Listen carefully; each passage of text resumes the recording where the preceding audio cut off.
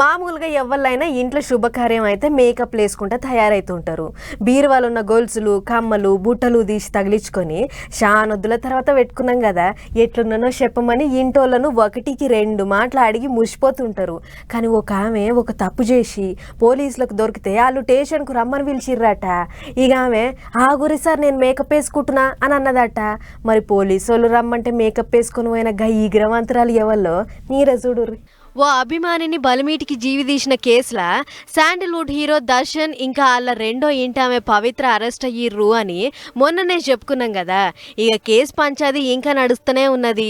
అయితే ఇప్పటికే కేసుల ఇరికి జైల్లో ఉన్న పవిత్ర గీ నడుమ మేకప్ వేసుకుంటుందట. మడివాళ్ళలున్న మహిళా కేంద్రంలో ఉండుకుంటా అన్నపూర్ణేశ్వరి నగర్లున్న పోలీస్ స్టేషన్లో విచారణకు హాజరుపడేదట.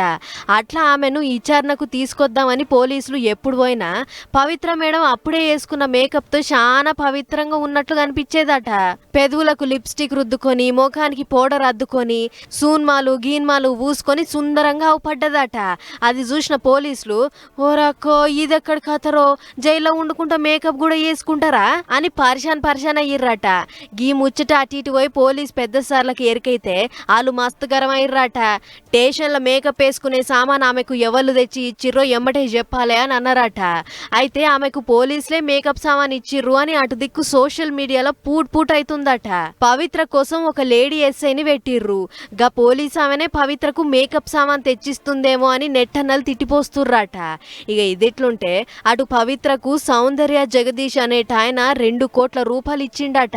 గా ముచ్చట విచారణల పోలీసులకు ఎరికయ్యి ఎందుకిచ్చిండు ఏమిటికిచ్చిండు అని ఎంకలాడుతుర్రట. అటు జీవివైన రేణుకా సామోళ్ళ ఇంటోళ్ళు కర్ణాటక ముఖ్యమంత్రి సిద్దిరామయ్యను కలిసిర్రట.